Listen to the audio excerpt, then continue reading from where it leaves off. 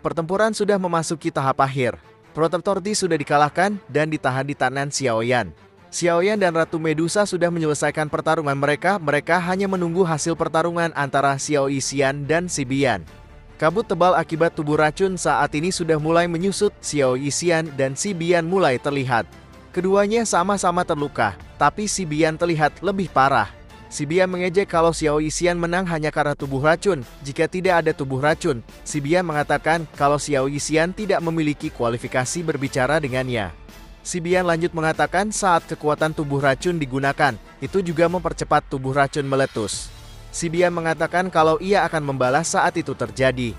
Ratu Medusa yang berada di bawah lalu berkata untuk tidak membuang waktu lagi berbicara dengannya. Habisi orang itu dengan cepat. Xiao Yixian mengatakan kalau ia sudah memasukkan darah racun ke dalam tubuh Si Bian. Kematiannya hanya menunggu waktu. Si Bian akhirnya mengakui kalau tubuh racun memanglah seperti yang dirumorkan, tapi ia menolak untuk jatuh sendiri. Si Bian menggunakan upaya terakhirnya untuk meludahkan racun iblis ke arah Xiaoyan. Kali ini Xiaoyan lengah dan racun iblis memasuki tubuhnya. Xiao Yixian langsung memeriksa keadaan Xiaoyan dan menyadari masalah serius ini. Tempat racun iblis adalah sebuah keterampilan jahat yang dibuat oleh ahli sekte racun. Orang yang terkena racun iblis ini aliran darah dan jalur dokinya akan tersumbat oleh racun. Orang itu akan mati perlahan-lahan. Adapun untuk Si Bian sendiri setelah mengeluarkan racun iblis, tidak ada lagi kesempatan untuk hidup. Kemarahan Ratu Medusa memuncak, Si Bian disiksa dengan sadis. Ratu Medusa sudah tidak berkata apa-apa lagi. Dengan pedangnya Ratu Medusa mencincang Si Bian dengan brutal. Niat membunuh Ratu Medusa tidak hilang setelah Si Bian mati. Ratu Medusa mengalihkan pandangannya ke arah anggota sekte 10.000 kalajengking. Xiaoyan menghentikan pergerakan Medusa sebelum kehilangan kesadarannya. Kembali ke markas sekte racun. Xiaoyan dibawa ke sebuah kolam berisi air beracun. Menurut Xiao Yixian, hal ini dapat menekan racun iblis yang ada di tubuh Xiaoyan. Sebagai pemberitahuan, racun iblis akan meledak dalam jangka waktu setengah tahun. Metode ini akan membantu memperlambatnya. Untuk bisa menghilangkan racun ini sepenuhnya, Xiaoyan perlu bantuan seorang dousun. Jika racun iblis telah menghilang, Xiaoyan secara alami akan mendapatkan doki Si Bian yang tersimpan di racun iblis ini. Ini adalah sebuah manfaat yang tersimpan dalam bahaya. Dengan bantuan api surgawi dan kolam racun, waktu meletus racun iblis akan ditekan lebih lama. Selain itu, Xiao Yixian juga membantu.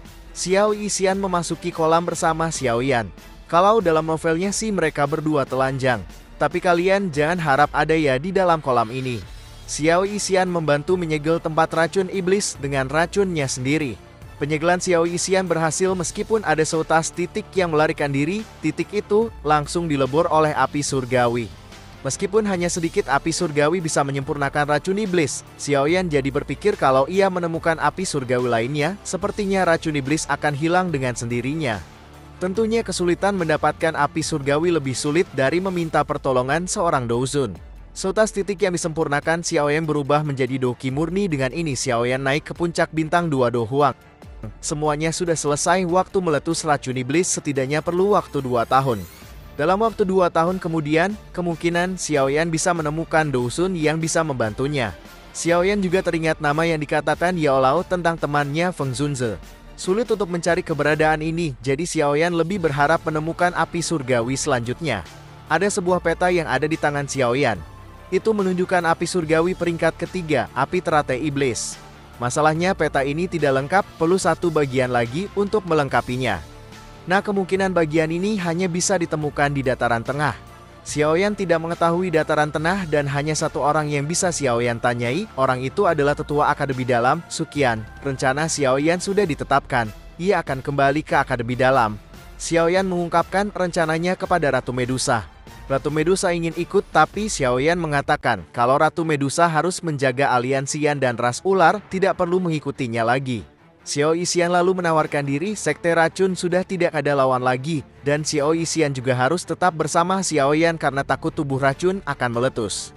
Dengan keadaan ini, Xiaoyan menyetujui Xiao Yixian ikut dengannya. Tentunya si kecil Xian akan ikut bersama mereka. Semuanya sudah dibicarakan, barulah Xiaoyan kembali ke tujuannya. Mengorek informasi dari Protektor Ti. Xiaoyan menyiapkan dinding api, lalu melepaskan jiwa pelindung Ti di dalamnya dan mulai menginterogasi Protektor Ti. Dengan ancaman Xiaoyan, Protektor Ti memberitahu Xiaoyan beberapa informasi. Pertama, ada 3 tingkatan di aula jiwa mulai dari surga, bumi, dan manusia. Protector T adalah yang terendah di tingkat manusia, sedangkan Protector Wu ada di tingkat bumi. Pemimpin mereka sangat misterius, pelindung di tingkat surga saja jarang bertemu dengannya. Xiaoyan menanyakan markas aula jiwa, tapi Protector T tidak mengetahuinya, ia hanya tahu satu cabang. Cabang itu berada di perbatasan Tanah Benua dan wilayah barat laut di Kekaisaran Hati Langit. Setelah selesai menginterogasi Protector T, barulah Xiaoyan ingin pergi ke wilayah Black Corner. Xiaoyan berpamitan dengan Ratu Medusa. Sambil menatap Xiaoyan yang terbang tinggi, Ratu Medusa berkata seperti ini, "Xiaoyan, pada saat Anda kembali, seluruh benua barat laut kemungkinan akan berakhir ditundukkan oleh Anda seperti Kekaisaran Jiamah saat ini. Saya menunggu hari itu datang." Nah, di sini dulu guys. Terima kasih sudah menonton dan sampai jumpa.